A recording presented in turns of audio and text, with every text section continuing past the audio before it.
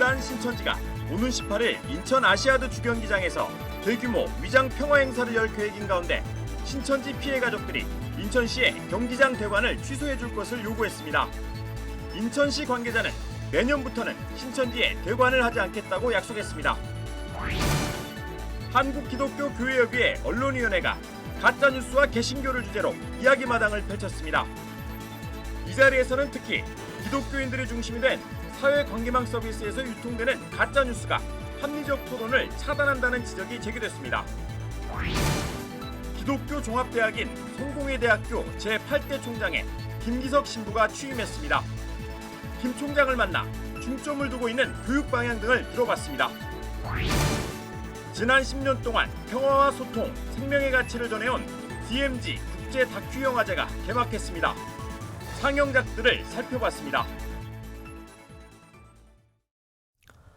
여러분 안녕하십니까? CBS 뉴스입니다.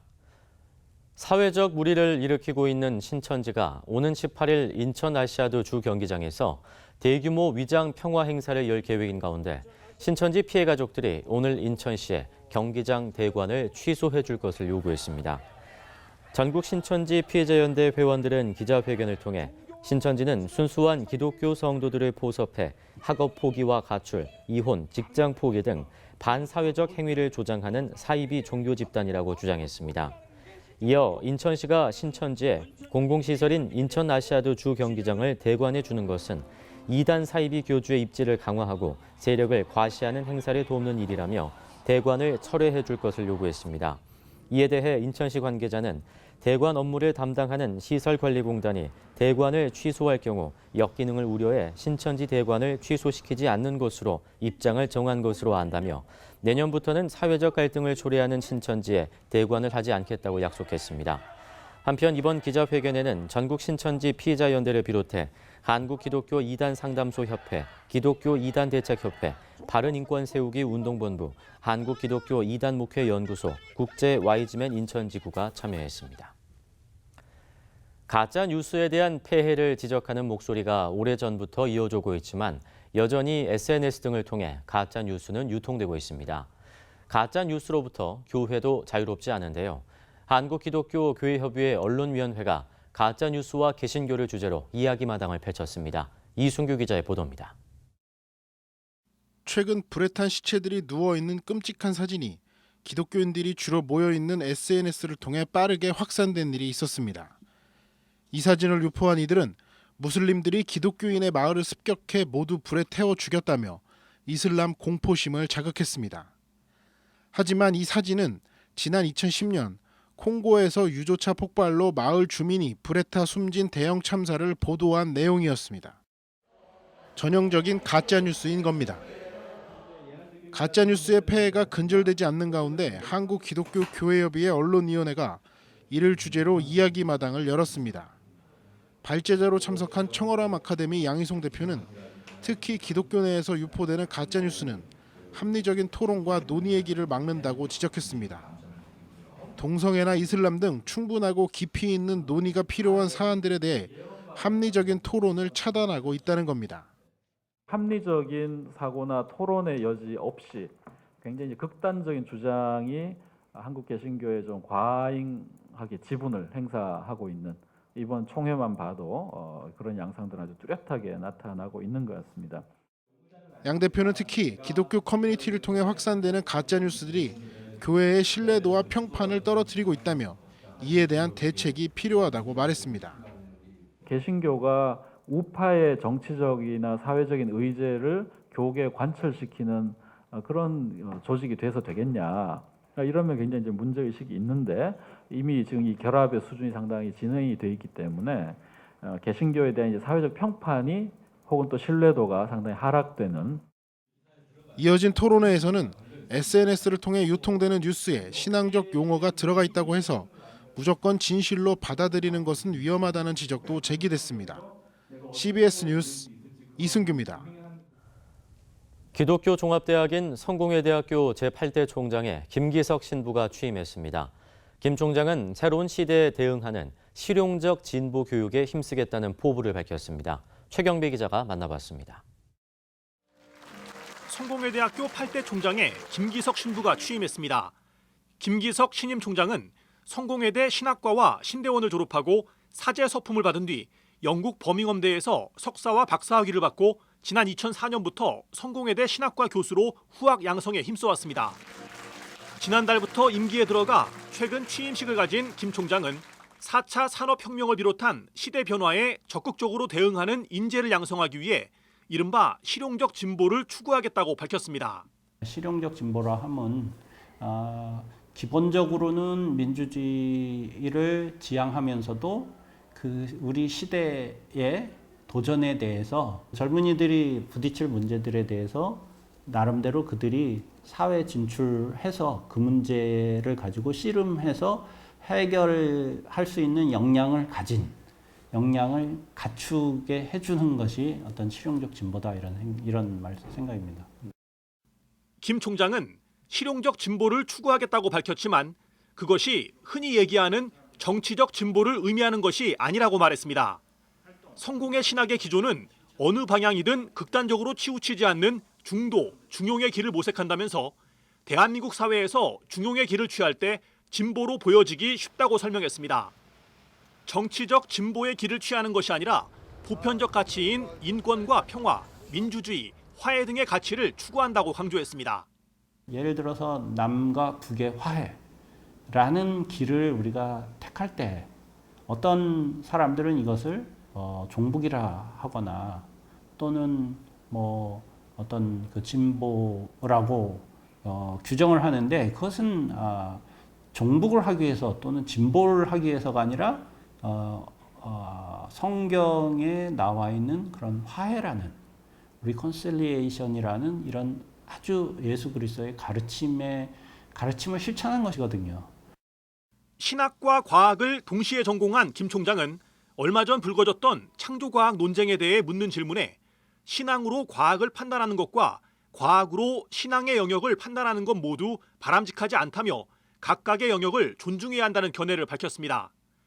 또 많은 청년들이 교회로부터 실망을 느끼고 떠나는 현실에 대해선 제도적 종교가 실망스러워 떠나더라도 영적인 갈급함은 사라지지 않는다면서 젊은이들이 그리스도의 정신은 포기하지 말 것을 당부했습니다. 젊은이들이 그런 마음이 아픈 상태 또는 영적으로 갈급한 상태, 이 마음의 돌봄이 필요한 상태, 이러한 상태에 적합한 어떤 그 메시지 그리고 케어가 된다면은 이 제도적 종교는 비록 약해질지언정 어떤 그리스도의 정신은 계속해서 의미를 갖지 않을까 이렇게 생각합니다. 한편 성공회 대학교는 최근 교육부가 실시한 대학 평가에 응해 자율개선대학으로 선정됐습니다. CBS 뉴스 최경배입니다.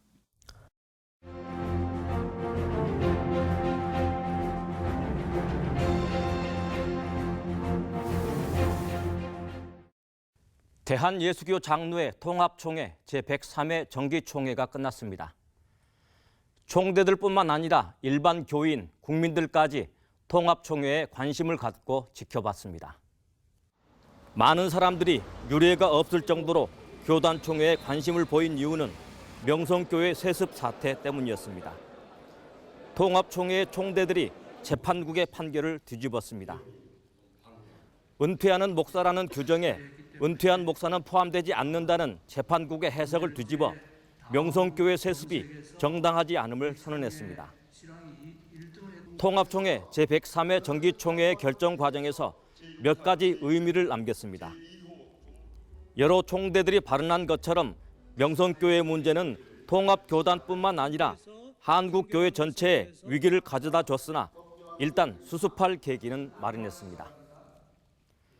선교의 대상이 되는 비기독교인들의 야유를 멈추게 하고 명성교회 세습으로 상처받은 평신도들의 아픔을 치유할 수 있는 계기를 만들었습니다.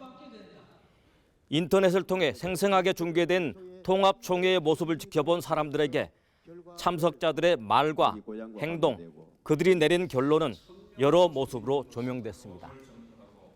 중간중간 박수와 야유가 교차되고 몇몇 총대들은 열변을 토하기도 했지만 절제된 발언과 자세로 상식선은 넘지 않았습니다. 재판국은 15명 가운데 8명이 명성교회 세습을 인정한 것처럼 소수의 사람들에 대해서는 힘으로 영향을 미칠 수 있지만 다수에게는 역부족이라는 교훈을 남겼습니다. 힘과 권력에 최연한 교회 지도자들이 더 많다는 반증입니다. 통합총회를 계기로 한국 교회의 위기를 불러왔던 명성교회 세습 문제는 새로운 국면을 맞았습니다. 새로 구성된 재판국이 재심을 결정할 것인지에서부터 재심 과정에서 다수 총대들의 뜻이 반영될 것인지 등의 과제는 남아 있습니다. 재판국원들에게 영향을 미치고 싶어하는 명성교회의 의지와 집요한 행동은 멈추지 않을 것으로 보입니다. 명성교회를 옹호한 총대들은 명성교회가 스스로 목사를 청빙할 수 있는 자유가 있다고 주장했습니다.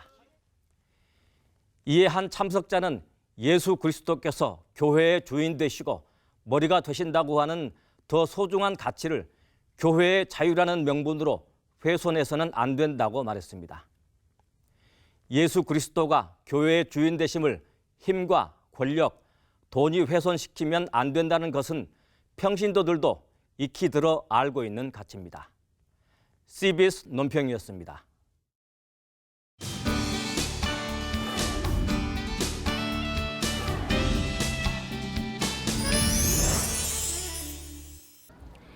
전쟁과 분단의 자국인 DMZ 일대에서 다큐멘터리를 통해 생명과 평화의 가치를 나누는 영화제가 있습니다. 오늘 문화현장에서는 제10회 DMZ 국제 다큐 영화제의 개막 소식을 전해드립니다. 세계 유일의 분단 국가에 위치한 DMZ와 다큐멘터리가 만나 지난 2009년 시작된 DMZ 국제 다큐 영화제. 지난 10년 동안 평화와 소통, 생명의 가치를 전해온 DMZ 국제 다큐 영화제가 올해의 막을 올렸습니다. DMZ는 이제 더 이상 비무장 지대 그리고 분단과 아픔의 이름이 아니라 틀을 깨고 그런 파격의 용기와 또 평화의 이름이 되었습니다. DMZ 국제 다큐 영화제도 역시 지난 10년을 바라보고 또 앞으로 10년을 준비하면서 이 중요한 시점을 맞이하고자 합니다.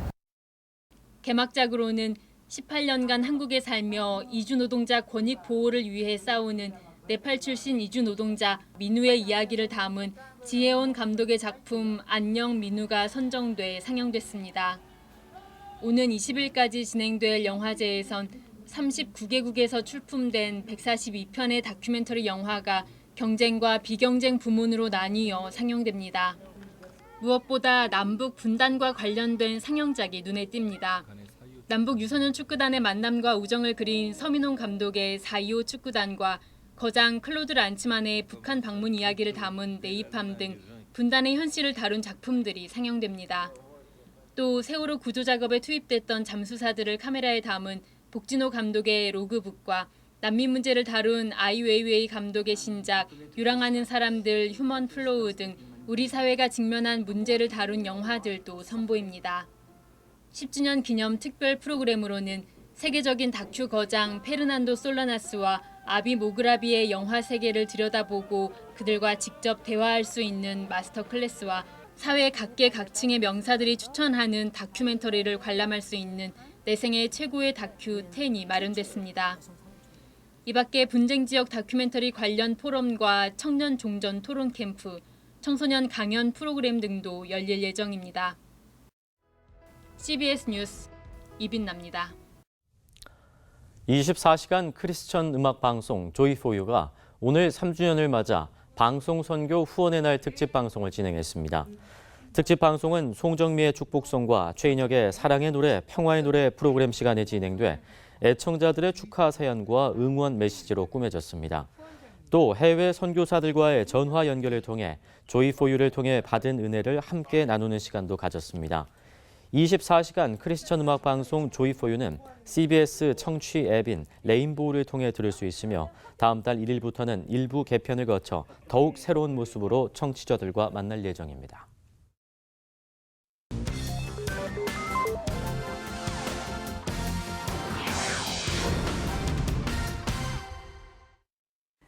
이어서 간추린 지역 소식입니다. 삼척 큰빛감리교회에서 감리교단 동해 삼척지방연합성회가 열려 부흥을 위해 기도했습니다. 민주주의와 통일, 평화의 가치를 실현하는 부산 민주통일평화포럼이 창립대회를 열고 공식 활동을 시작했습니다. 기독교대한감리회 동해 삼척지방연합부흥성회가 열렸습니다. 김성태 목사는 이번 연합부흥성회를 통해 동해 삼척지방교회마다 큰 은혜를 받고 부흥하는 역사가 임하길 소망한다고 말했습니다. 부산 민주통일평화포럼이 창립대회를 열고 공식 활동을 시작했습니다. 참석자들은 창립 선언문을 통해 모든 교파와 교단적 차이를 뛰어넘어 성숙한 민주사회와 민족공동체의 통일, 세계 평화의 실현을 위해 뜻을 함께하기로 했다고 밝혔습니다. 창립 20주년을 맞은 대전 홀리클럽이 기념 감사 예배를 드리고 대전시를 위해 기도했습니다. 강릉 YWCA도 창립 30주년을 맞아 기념 예배를 드렸습니다.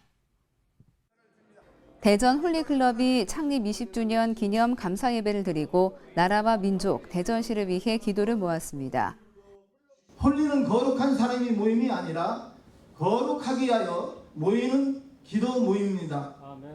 함께 노력해서 대전이 복음화, 나라와 민족이 복음화를 할 수 있는데 일익을 감당할 수 있도록 동참해 주시기를 다시 한번 부탁을 드립니다. 강릉 YWCA가 창립 30주년 기념 예배를 드렸습니다.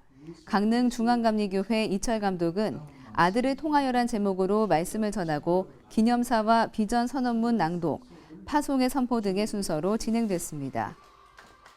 30년을 맞이하여 새로운 마음가짐으로 50년, 100년의 비전을 향하여 하나님의 정의와 평화, 창조 질서의 보존이 이루어진 세상을 위하여 노력할 것을 소망합니다. 포항시 기독교교회연합회는 시민초청 콘서트를 열고 가수 남진 등 기독음악인들을 초청해 은혜의 시간을 가졌습니다. 포항시 기독교교회연합회가 시민초청 콘서트를 열었습니다.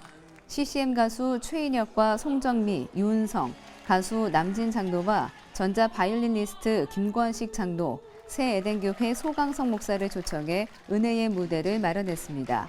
새 에덴교회 남진 장로는 자신이 받은 은혜를 나누고 자신의 히트곡과 찬양을 불러 큰 박수를 받았습니다.